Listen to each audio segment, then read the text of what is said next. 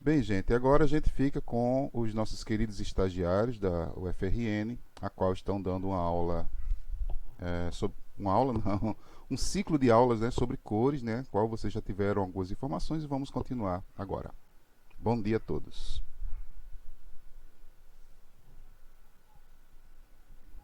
Bom dia, gente. Tudo bom aí com vocês? É, Nas últimas aulas a gente vem aprendendo um pouco sobre as propriedades das cores e aula passada a gente viu sobre cores análogas. Alguém lembra o que é?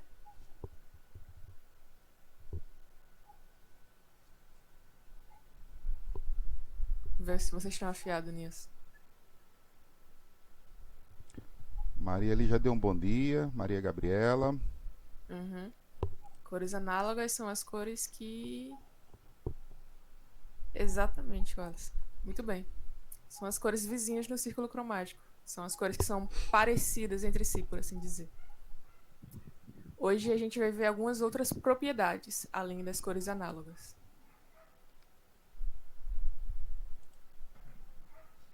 Está dando para me ouvir bem?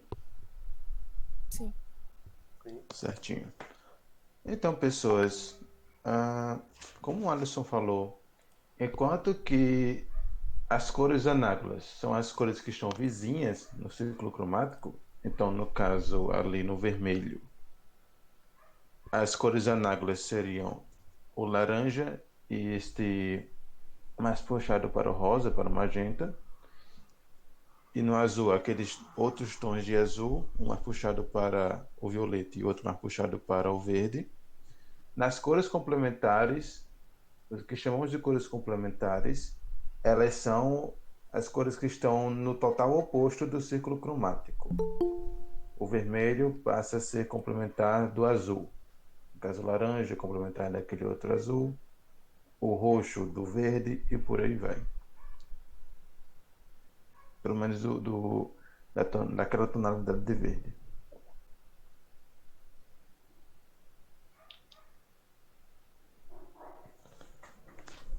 Aqui temos um exemplo do uso de cores complementares em um filme. No caso do filme Matrix, alguém já assistiu?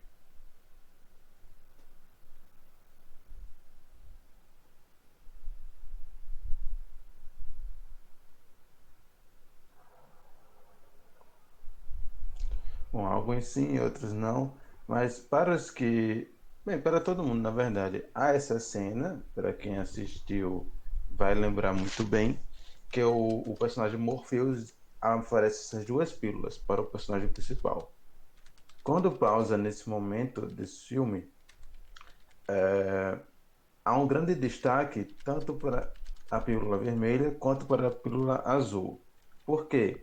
Eles são de todo o cenário, eles estão pequenos, eles se destacam por serem duas cores complementares no meio de tantas cores neutras, no caso da tonalidade da pele do Morpheus e do preto da roupa dele. Esses são os elementos mais coloridos da cena e por serem bem contrastantes, por serem um oposto do outro, eles lutam para chamar a atenção ao mesmo tempo. E por isso eles conseguem chamar a atenção do mesmo jeito.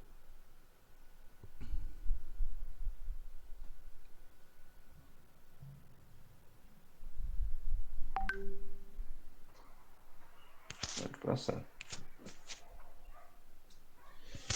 Novamente, enquanto nas análogas havia uma harmonia, perdão, havia uma harmonia cromática. Nas complementares vai ter o oposto, um contraste cromático quando essas cores, ou as cores complementares, começarem a se unir dentro de uma composição. Então temos dois exemplos aqui. No caso, o touro. O contraste cromático ele acontece, vejam bem, nos pilares, no que seriam troncos de árvores, todos roxos, e no tanto no céu quanto no chão onde o touro está pisando, uns tons mais amarelos. Vocês percebem que é mais fácil ver onde começa e onde acaba cada elemento, muito em consideração por causa das cores que elas usam, que são cores complementares. O roxo e o amarelo sendo bastante diferentes, eles competem entre si e vocês veem exatamente onde um começa e onde termina. Aqui já fica um pouco mais complicado de saber onde começa e onde termina, apesar de serem cores complementares, mas pelo fato de ter muitos detalhezinhos dentro da cena. Mas vejam que há duas, na verdade há duas combinações de cores complementares: o verde e o magenta, e o amarelo e o roxo. O amarelo e o roxo dá para perceber mais onde eles começam e terminam, por causa que um passa a ser a onda mais de baixo e outra a onda mais de cima. E o magenta e o verde, eles estão no total oposto da cena. O verde está lá na cresta da onda de cima. E o magenta, ele vem assim, uns detalhezinhos lá embaixo, como se fosse a espuma da onda menor.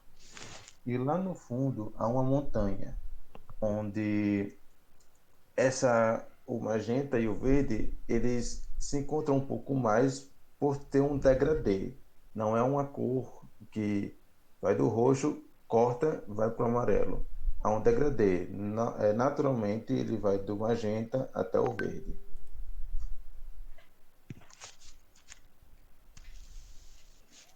Então, em suma, a gente entende que as complementares vão ser opostas, são um negativo uma da outra. E com isso, eu trago um exemplo meio, não sei, divertido, mas uma experiência que aí foi pedida na aula passada por vocês. Já viram algo assim antes?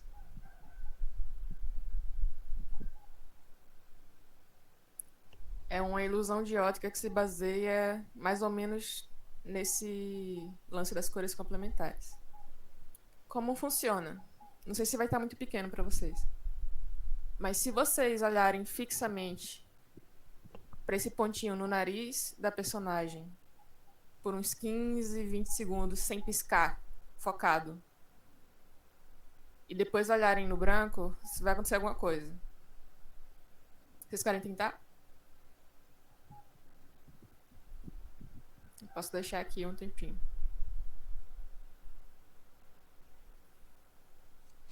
Invertido, Yasmin, exatamente.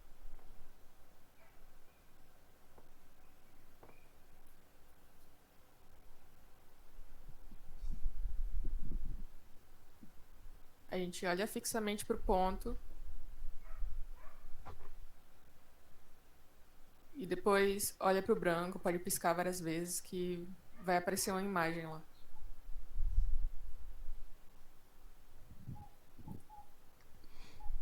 Posso passar?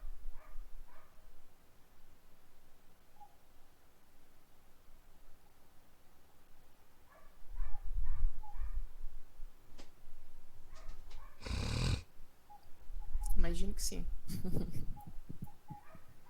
Vou explicar o que rola quando acontece uma experiência dessa.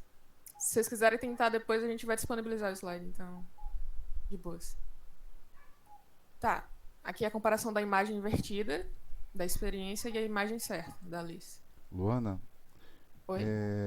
na verdade, esse slide ele estará online na aula de hoje, tá certo? Então vocês é só abrir a aula que ele vai estar lá, tá bom, pessoal? Certo, a gente vai enviar quando acabar aqui. Tá, a comparação aqui entre o negativo e a imagem certa. Se vocês repararem, as cores do negativo são opostas, literalmente, das cores certas, entre aspas.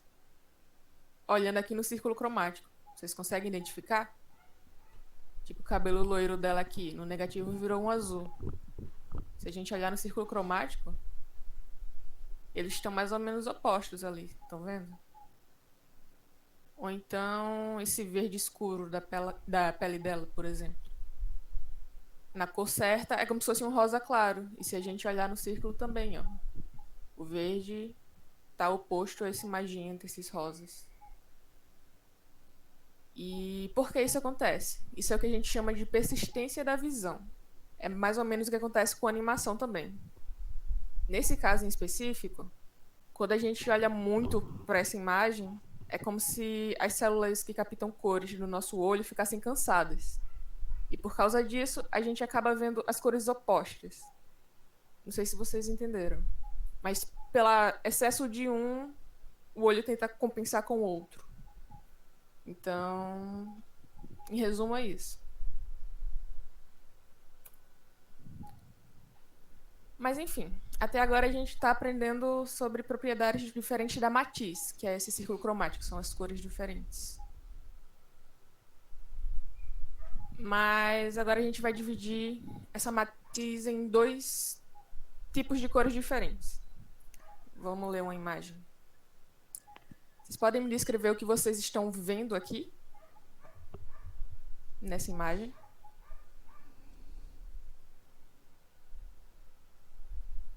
O que ela mostra, o que está acontecendo, que tipo de cor está sendo usada, que sensação ela passa.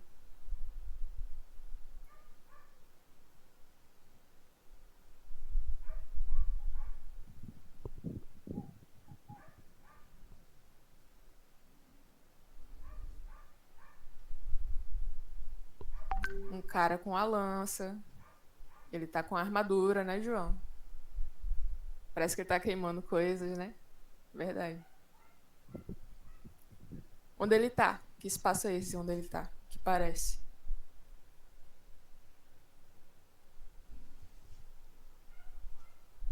Vocês conseguem identificar? Uma montanha. Essa montanha, você consegue perceber algo na temperatura dela?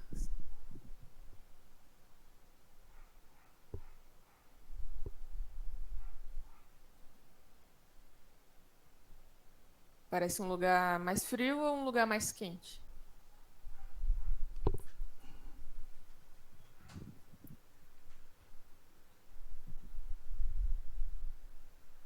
Mais quente, né? Por que isso? Além de ser uma representação mais desértica, por assim dizer, tem um uso muito claro aqui das cores amarelo, principalmente, né? Tem os detalhes em vermelho, alaranjados. E o uso dessas cores traz a sensação de calor porque são cores quentes. Cores quentes são as cores que passam sensação de calor, que remetem ao fogo, ao sol, até mesmo ao sangue. Que estão nessa faixa assim do amarelo, laranja, vermelho, magenta. Essa parte do círculo cromático que está cortada aqui. Então, percebem o uso das cores aqui, ó?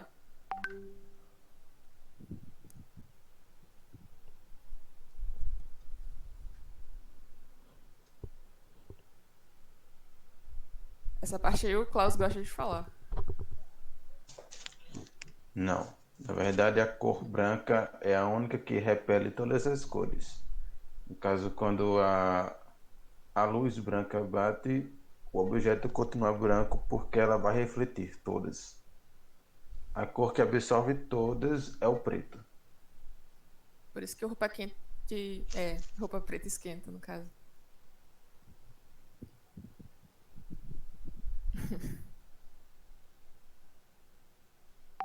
Tá, ok. E nessa imagem aqui, o que tá rolando?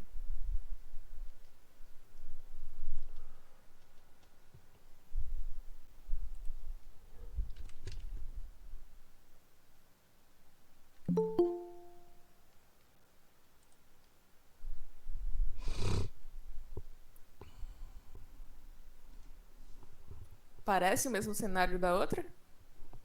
A Maria falou que tem cores mais frias. A gente mal vê as cores que a gente acabou de olhar no slide anterior, né? Tipo assim, apesar de ter montanha, parece ser um lugar bem diferente da outra imagem. Pois é, né? Sim, pode-se dizer que elas são mais ou menos complementares. Mas aqui a gente vê a Sejuani, é o nome da personagem, montada na criatura. E parece que ela tá correndo no meio de uma nevasca, né? Se no lugar desses azuis fosse um amarelo, talvez pareceria que ela tava num deserto.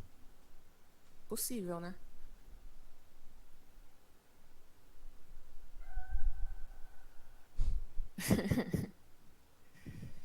E já adiantando aqui, como a Maria Gabriela falou, tem as cores mais frias, que na prática são as cores mais próximas do azul.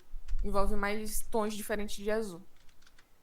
A gente diz que são as cores lá da Matisse, que são mais calmas, são mais neutras, por assim dizer.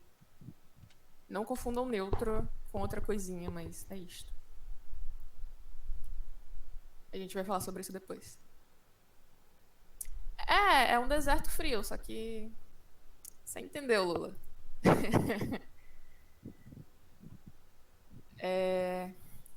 Um fato interessante é que, se eu voltar aqui no círculo cromático, a gente viu tons amarelos até o rosa e tons de azul. O que acontece é que os verdes e o roxo, eles podem ser os dois, depende de como você usa. Então, ele não é necessariamente quente ou necessariamente frio. Dependendo do que tu fizer, ele pode ser um ou outro. Vamos ler mais uma imagem? O que vocês veem nessa imagem aqui? O que tá rolando?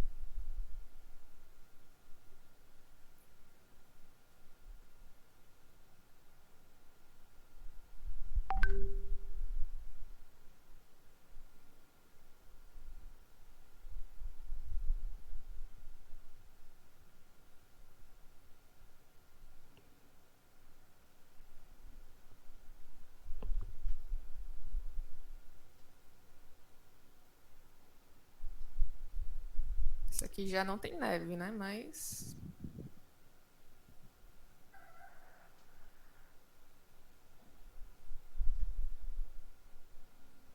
a gente tem o homem aqui no cantinho olhando para essa paisagem.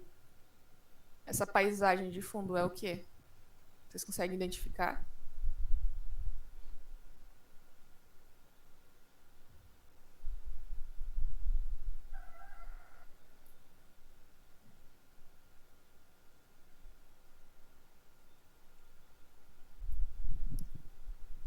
Tem várias poças, né? Uma torre ali quebrada. Bem observado, João. E essas poças? Parecem poças de quê?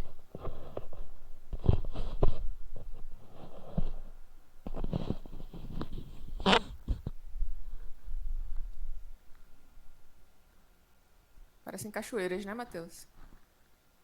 O que aconteceria se a gente trocasse a cor disso?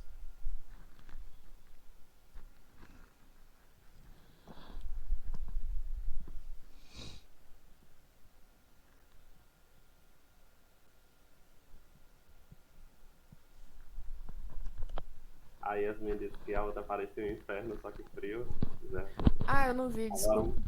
Agora mudou um pouco o cenário, né? Desculpe, Yasmin, eu não tinha visto. Bem observado por você, inclusive. Até pela cor você conseguiu identificar. Apesar da cor, você conseguiu identificar. Mas olha a diferença que faz só a gente mudar a cor das coisas lá atrás. Essa aqui é a imagem original. As cachoeiras de água viram lava. Imaginação fértil é bom. Nessa aqui eu não vou falar muita coisa. Eu quero que vocês me descrevam o que está acontecendo aqui, com as cores principalmente, e o que elas estão passando para vocês. Isso daí é fácil, né? Dizendo que Zeus é, tipo, bonzinho e tal, e que Hades é do mal, é perverso, essas coisas. A gente vê isso nas cores, mas é interessante que na animação a gente vê muito isso. A expressão corporal também, né? O Zeus tá todo sorridente, todo abertuzão. Enquanto o Hades tá mais retraído, meio de lado, não é? E dá É pra ver. impressão minha ou a cara do Zeus tá bem assustadora nessa cena? Tá meio creepy. Tá meio estranho. Aquele cara com um sorriso fixo. Pior que quanto mais você foca no rosto dele, mais creepy fica. Mas não vem ao caso. Eu também sou mais o Hades, Yasmin. Mas enfim, é o lance do bom e do ruim. Pela temperatura passa isso também, né? O Zeus todo laranja, a barba meio amarela, todo aceso, literalmente brilhando, enquanto o Hades está com uns tons mais cinzentos, um azul no fogo. No fogo, tá ligado? Até o fogo, a chama que remete a calor, aqui tá azul.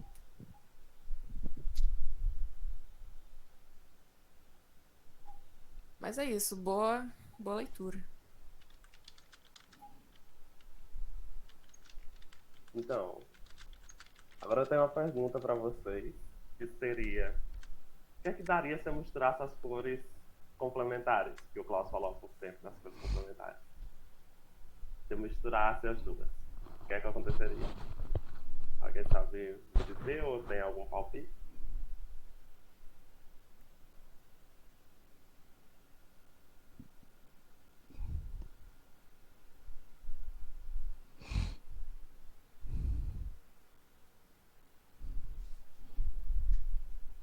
Spoiler, a gente já viu a mistura do vermelho e do azul. Sim. É algo novo, mas não tão novo assim. A gente já viu algo parecido. Ninguém não? Eu gravei um vídeo para vocês. Eu não tinha exatamente os pigmentos exatos do círculo, né? Porque, né? Até porque é cor luz barra com pigmento. Mas eu tinha mais ou menos ali entre o laranja e o vermelho e entre o azul, mais o azul da primária e o blue. E aí eu misturei.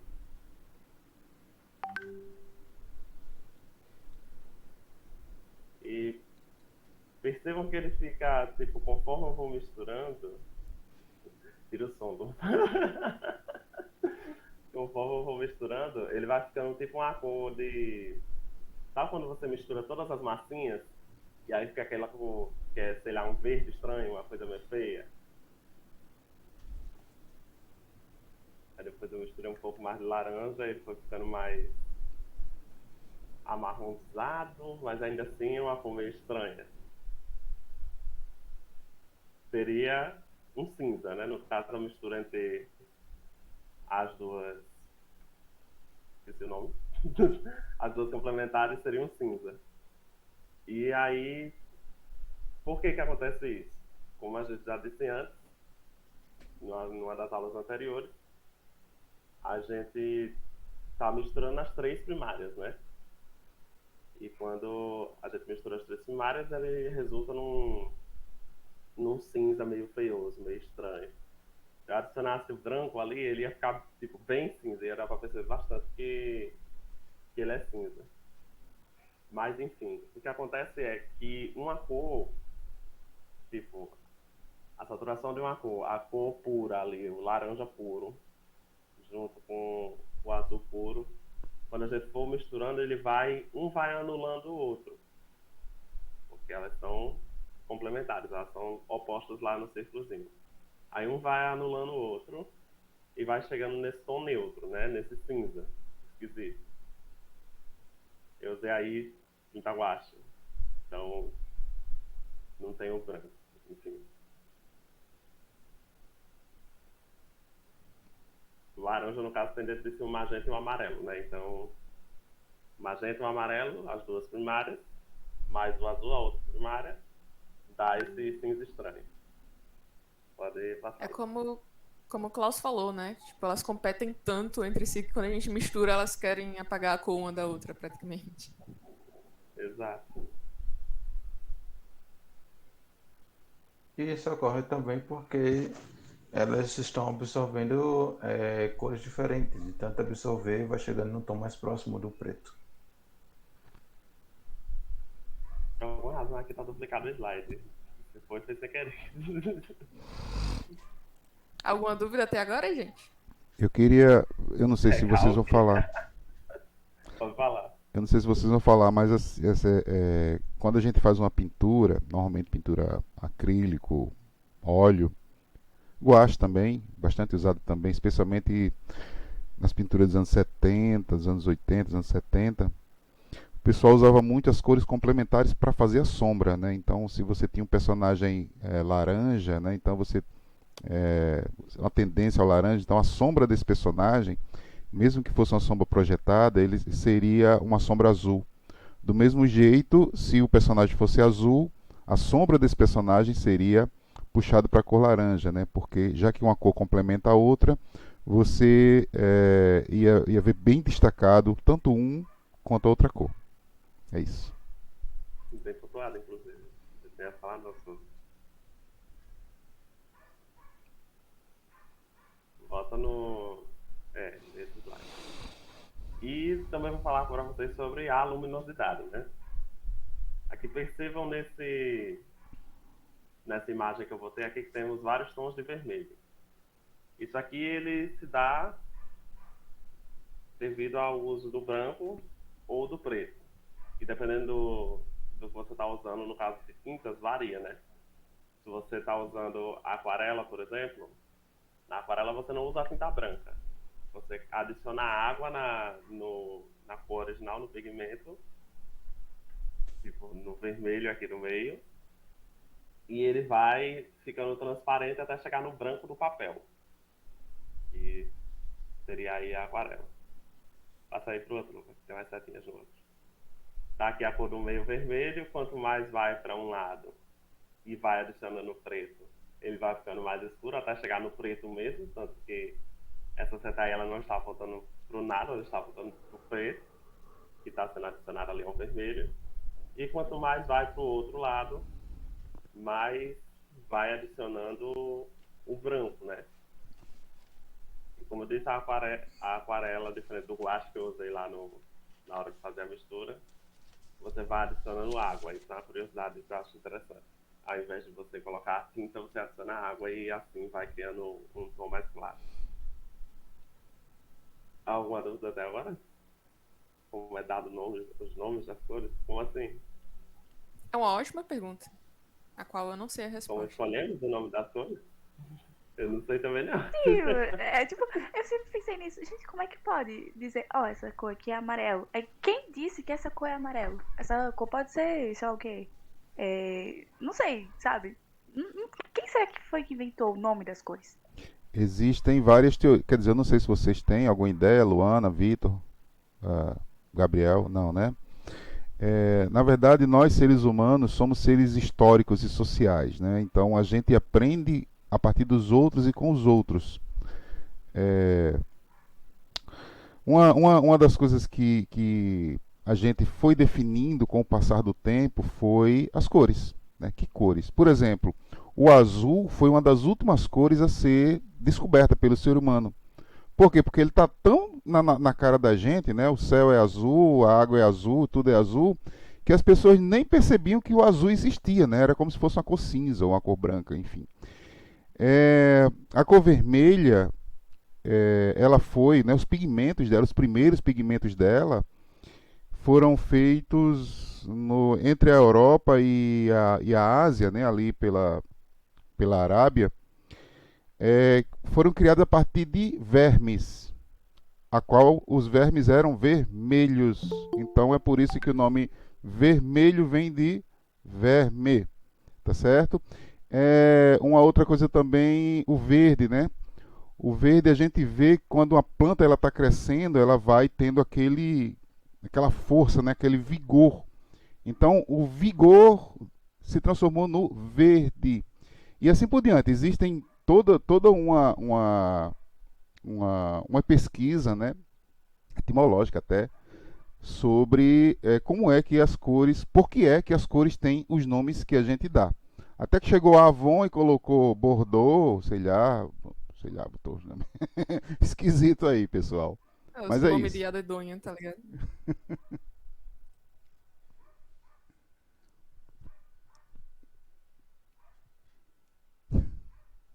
Sim, é só pontuar de novo como é legal.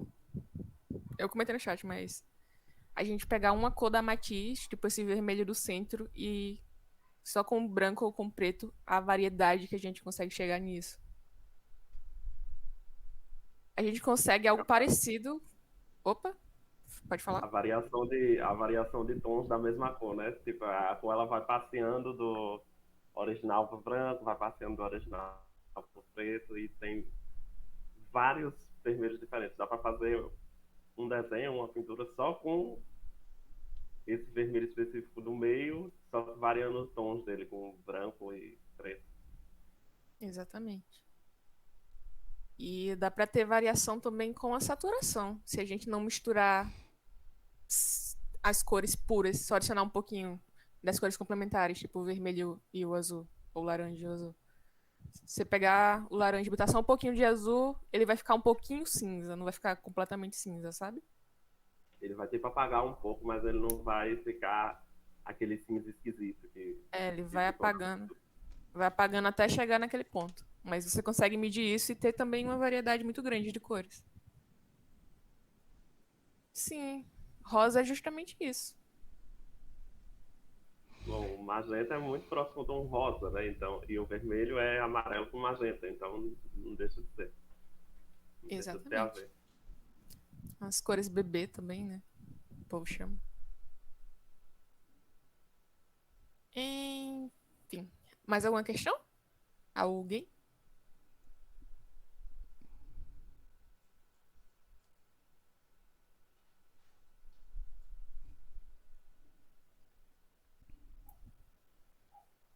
Ok.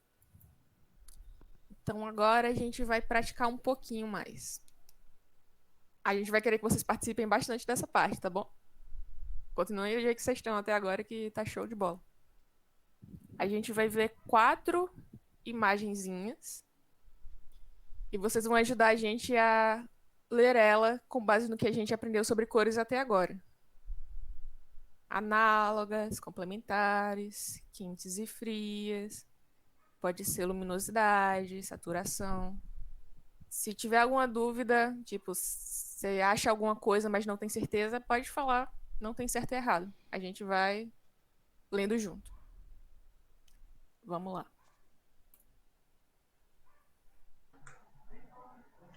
Muito bem.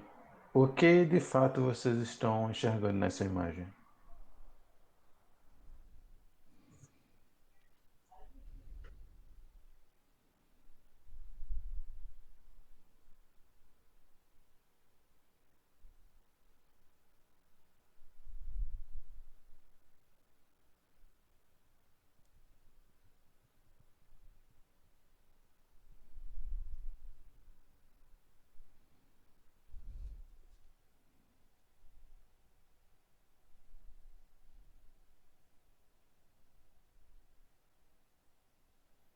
Cores simples em qual sentido, João? Você pode tentar explicar?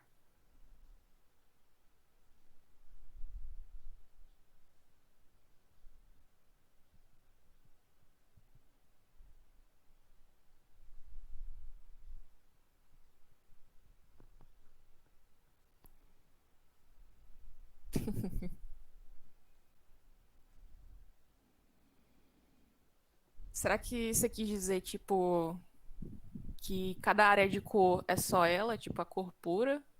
É algo nessa linha?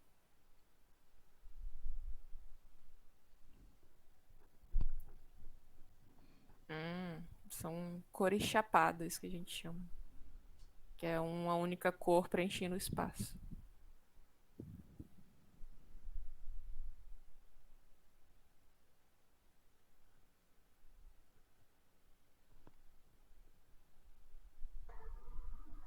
Interessante isso, porque as corujas elas têm a fama de serem inteligentes. Nós atribuímos isso.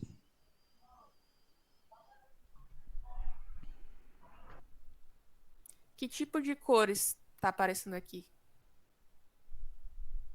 Quais cores a gente tá vendo? Principalmente. Que vocês veem assim logo de cara.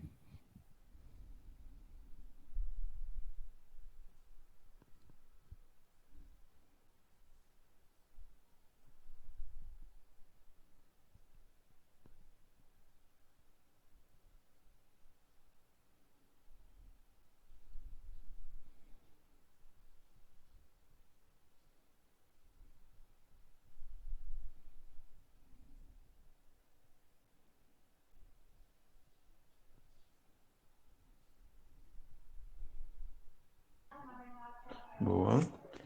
Onde estão esses tons de azul e de laranja?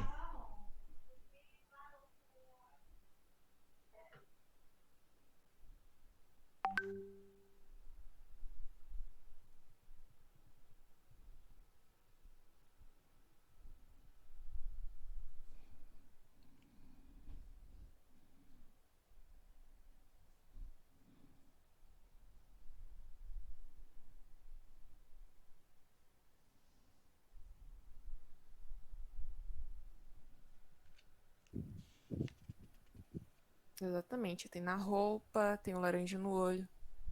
Se a gente se apegar um pouquinho mais no azul e dar uma olhada geral na imagem. Exatamente, Watson. A gente vê o azul na pele, no caso nas penas da coruja também, né? No céu, lá atrás.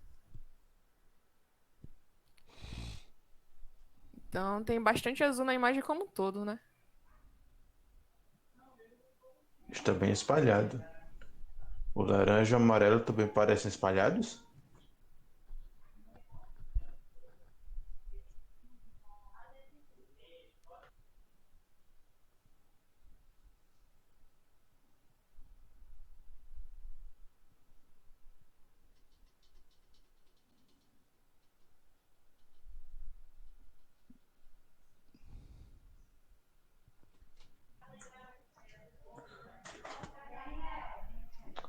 Bom, há umas tonalidades de azul, tonalidades de amarelo e laranja, como falaram. Tem até um roxo. Onde você tá vendo o roxo?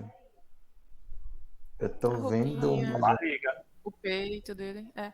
eu vi na roupinha e É uma, é na uma, corujinha. é uma corujinha na corujona.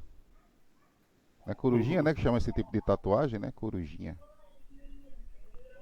Não sei. No bucho da coruja. É, no pulso aqui da coruja tem um roxinho.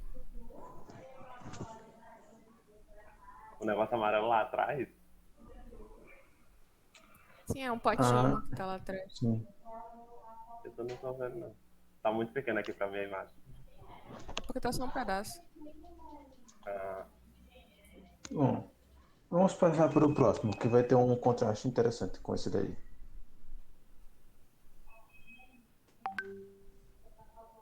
E agora, sobre cores, quais vocês estão vendo?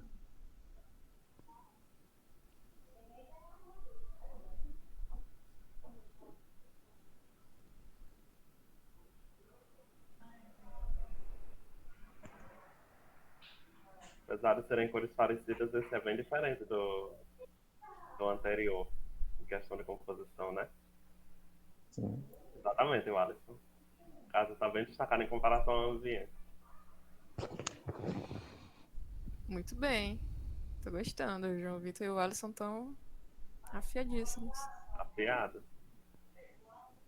As cores quentes da mansão da casa no meio. Elas são alguma coisa além de cores quentes? Uma relação assim entre elas. Vou dar uma dica.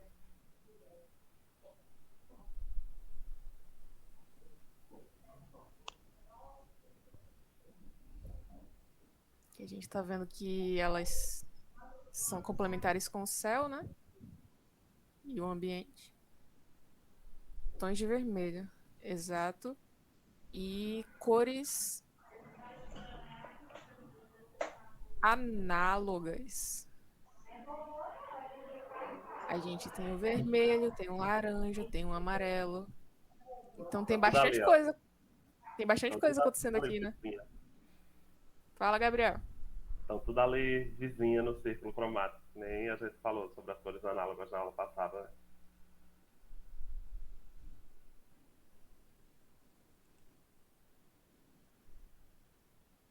Nessa aqui. Essa pintura do Van Gogh. O que tá rolando? Eu vou adiantar o que a gente tá vendo até agora. A gente viu azul e amarelo contrastando bastante, né? Aqui a gente vê isso no céu e no campo, no chão. Mas olhando da metade pra baixo, o que tá acontecendo? O que as cores. Qual a relação das cores entre si?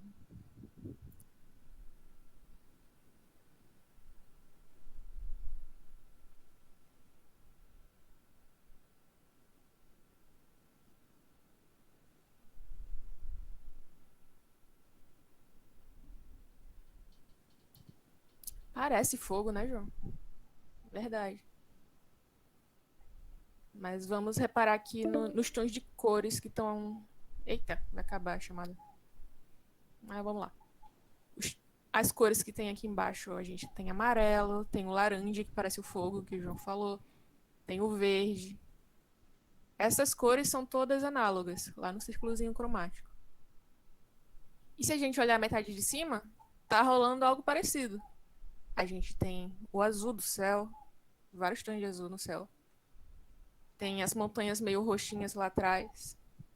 E tem essas árvores verdes bem escuras, né? Que também estão nas cores análogas. Então, o principal que a gente vê aqui é que, tipo, metade de baixo e metade de cima é complementar, são cores opostas. Só que as metades isoladas, tipo, só a parte de baixo ou só a parte de cima, são cores mais análogas. Vamos ver só mais uma, rapidinho. Aqui eu trouxe um artista que eu imagino que vocês já ouviram falar, né? O Elliot Sica, em um filme que fizeram sobre a obra dele. E para adiantar um pouco mais, o que é que a gente pode perceber aqui entre os parangolés ali que estão com as pessoas, né? Tem, por exemplo, tem uma moça aqui que está com um parangolé vermelho, aí tem um parangolé mais laranja ali, amarelo, tem verde também.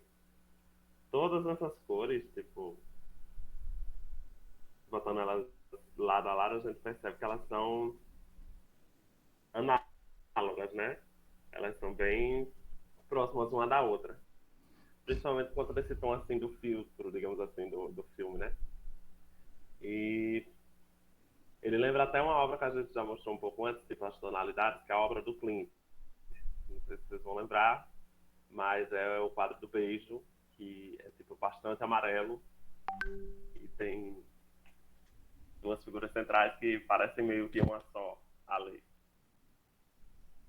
E basicamente aqui a gente não tem tanto contraste, a gente tem mais as cores análogas mesmo. Mais harmônico, né? Exatamente. Há alguma dúvida, gente?